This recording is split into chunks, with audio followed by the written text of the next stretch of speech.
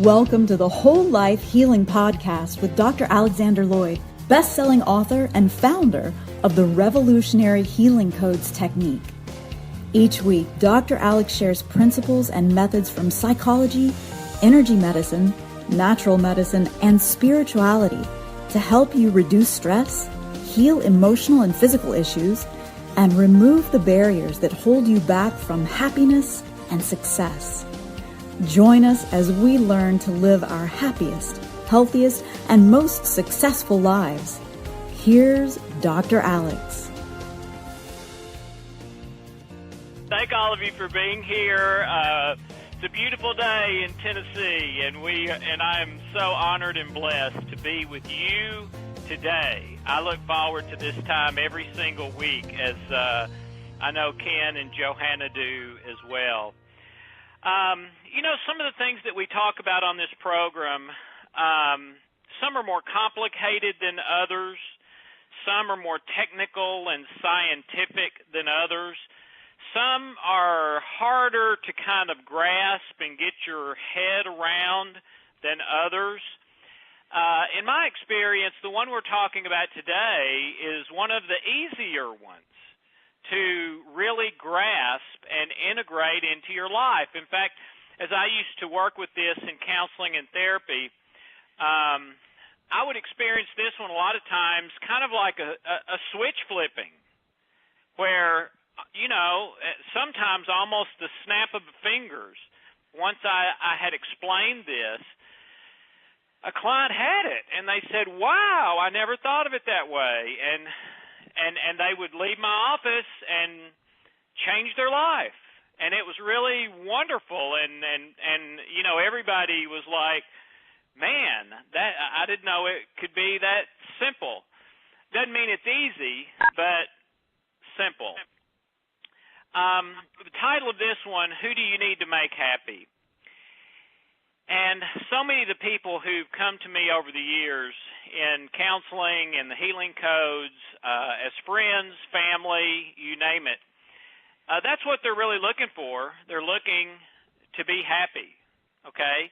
And they're trying different things in their life to see, okay, will this one make me happy? I think this one will make me happy. So they go after that one. Will that one make me, it didn't really do it. Okay, how about this one? Will that one make me, And some people spend their whole life doing that, and that's kind of sad to me.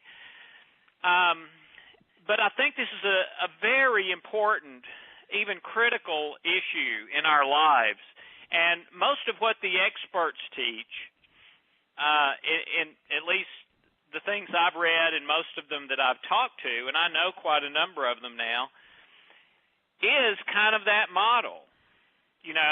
This is what you need to make you happy. You need the new car, and here's how to get the car. You need the money, and here's how to get the money, okay? Well, if you hadn't figured that out by now, that's the great majority of that is a load of baloney, okay? And that's evidenced to me to the greatest degree by so many of those experts that I know who teach those things are not happy themselves. I'll never forget speaking at one very large program that I quite frankly was kind of surprised to be invited to, because I was very obviously low man on the totem pole as far as, kind of being known and that sort of thing. And this person who I'd had a great deal of respect for to that point went out and spoke and did an incredible job speaking, and while they were speaking, were just, oh, man, I just felt like, wow, this is great stuff, man. I was making notes, and I need to do this in my life and whatever. And they got backstage, and I was absolutely blown away, almost literally speechless, and could not believe what I was witnessing. Person came backstage, went off to a place where they felt like nobody could hear them, looked at their phone where they had obviously had a message or a text, called someone back, and started just cussing somebody up one side and down the other. I mean, just ripping them to shreds. I mean, you couldn't have been any meaner and more unkind if you had tried over new tile being installed in their house. And evidently it was the wrong tile or something. But I mean, went totally 180 degrees the opposite of what they had just been out there on the stage teaching. Okay? So I think the first thing we have to do is see how we're defining happiness. And I am absolutely not talking about your external circumstances being pleasurable to you right now in a way that may go away and change 5 minutes, 5 hours, or 5 days from now based on your external circumstances changing.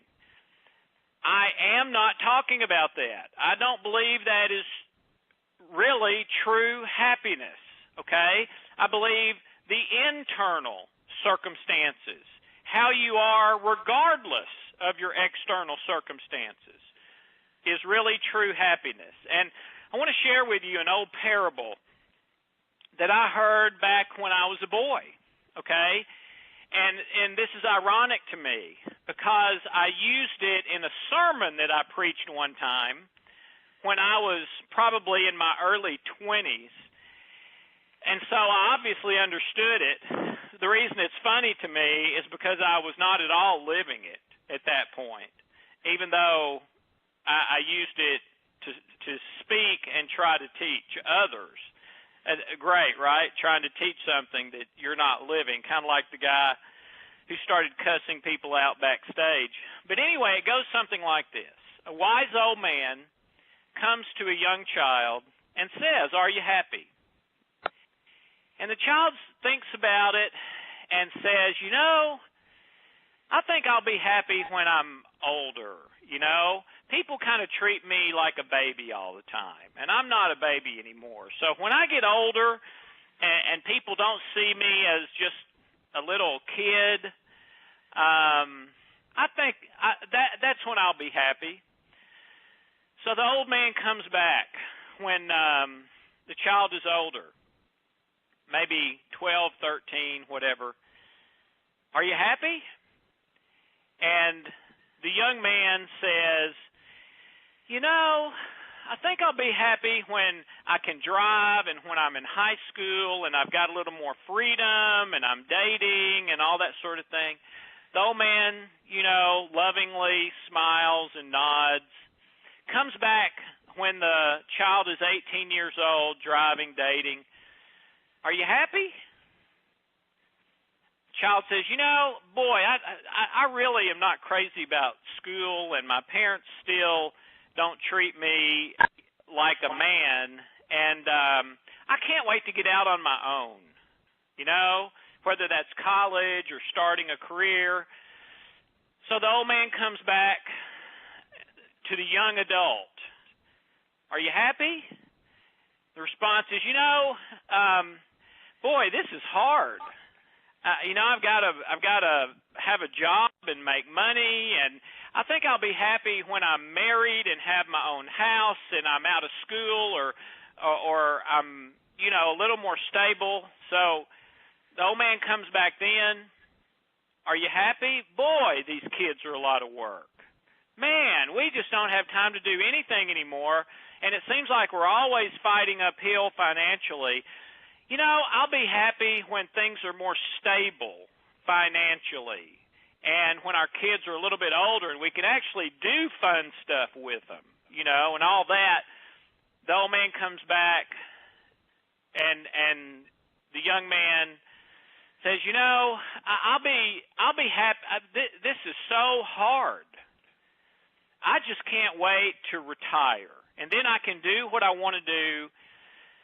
So one last time, the old man comes back when the old man now is in the rocking chair on the porch. "Are you happy, sir?" and there's a smile on the face of the old man and a little bit of longing in his eyes.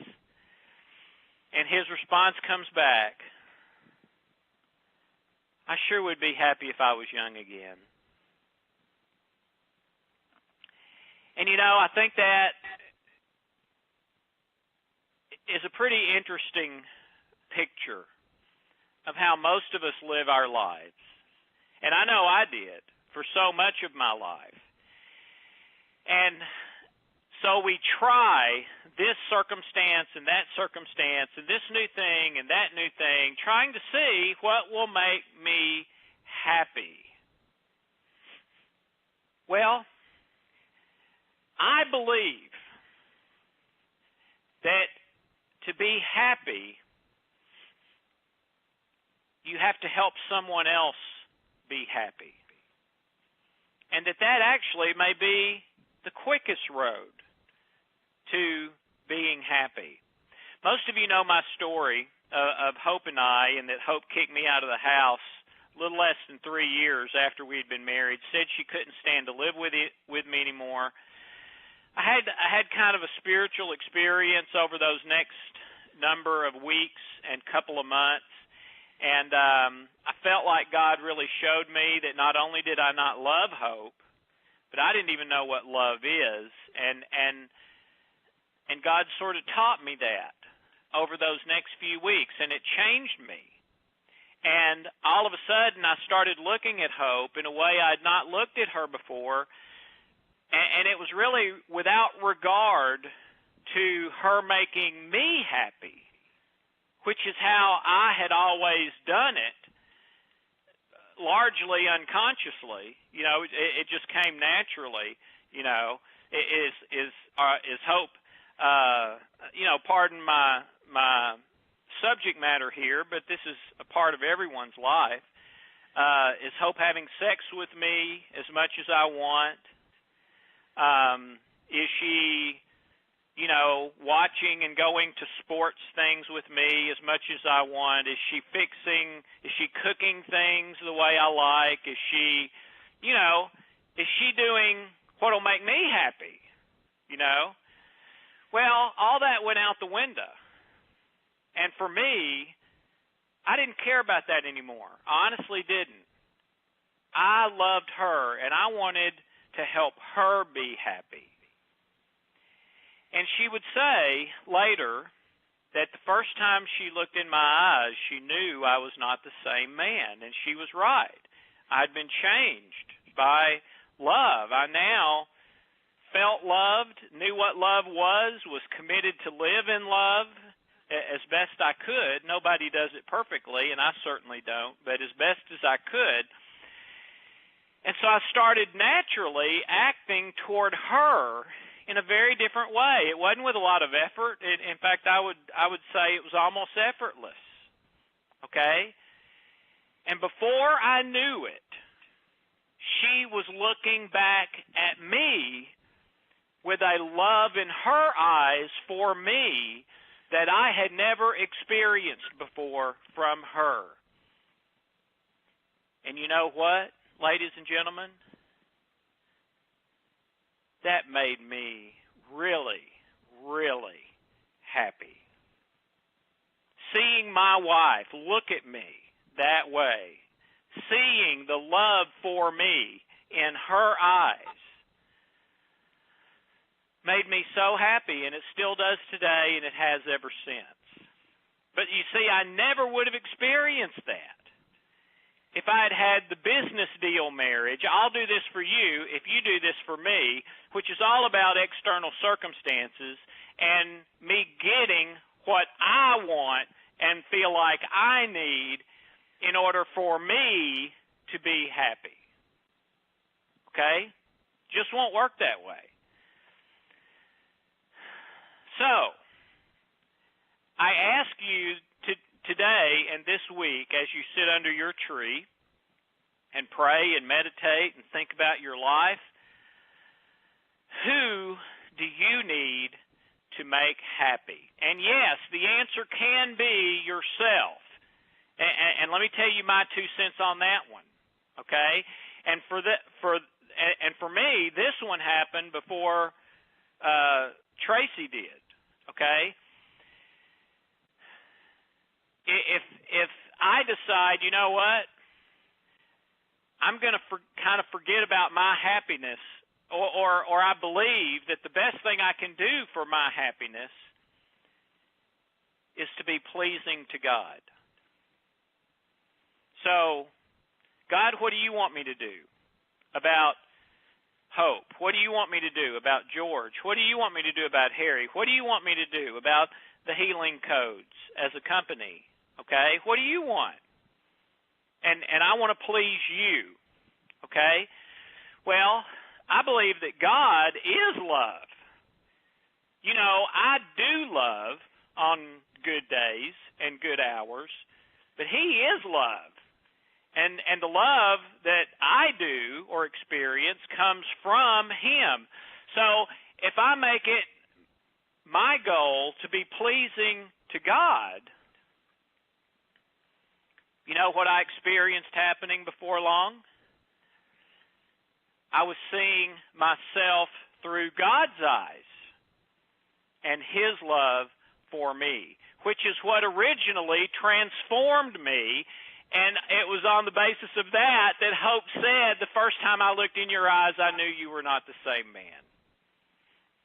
So yes, it can be making yourself happy by choosing in everything you do to be pleasing to God. Okay? If you don't believe in God, then maybe say the loving thing to do in the present moment. Okay?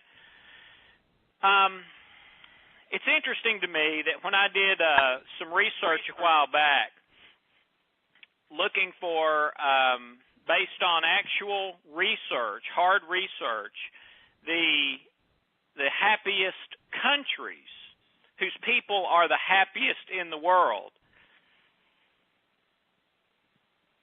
what I found is that the people who were the happiest in the world were the people who had the least as far as external circumstances. Countries in Africa where they're known for having lots of people that are starving to death were the happiest countries in the world based on the actual research. Well, how could that be? It could be because their focus is not on the external stuff. They don't have any of that anyway. Their focus is on relationships. And ladies and gentlemen, that is what makes you happy. So, as you're sitting under your tree this week, who do you need to make happy? Make a list. And how will you do it? Develop a plan. Okay? What makes that person's eyes light up? What is that person passionate about? When that person talks about just stuff that they really, really love or like or enjoy or whatever, what is it they're talking about? And how can you give them some of that or bring some of that to reality or just let them talk about it? Sometimes just talking about it is such a blessing. I remember early in our marriage when Hope and I would have marriage problems and communication problems and stuff like that.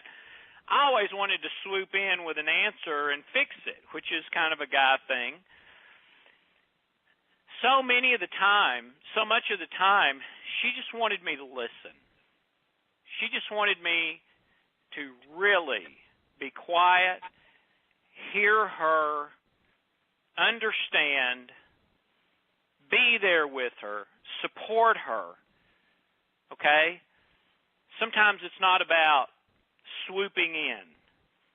Just talk and communicate in kindness and love and truth. Okay? And then put the plan into action. You can do it one at a time. If you've got, let's say you have 5 people that you say, you know what? These are the 5 people that I would love to help be happy or more happy in their lives? Okay? Great.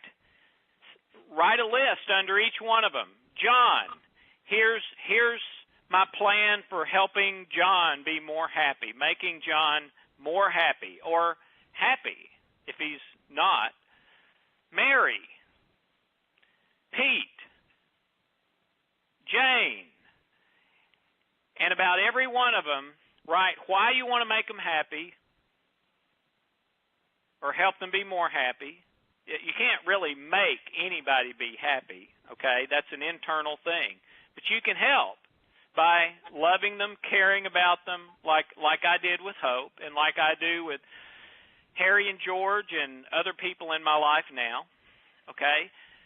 So what is it that they love, and what is your plan for bringing more of that into their life without regard for what do I get out of it? Just your reward is just seeing their face and eyes light up. But you know what will happen? Okay?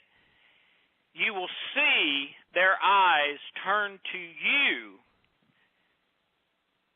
with love they have in their eyes for you. And that will create a happiness in you that running all over the planet for the next 30 years and trying thing after thing after thing will probably never accomplish. And if you make that kind of your divine hobby to always be working to help someone else be happy or happier in their life. If you do that, make that this is my thing, this is what I'm going to be about, and you do that 10, 20, 30, 40 years, you are going to be the old man or the old lady in the rocking chair at retirement with the old wise man saying, "Are you happy?" And your response being, "You better believe I am. I never imagined I could be this happy. I have so many people that I love and that love me. Man, my life is awesome. Couldn't wish for more." That's what I plan to have happen when I'm in that rocking chair, although I don't really ever plan to be in a rocking chair. And that's what I hope for you too, and wish and pray. And you can do it, starting today. Where does it start? Who can I help be more happy today? And start doing it.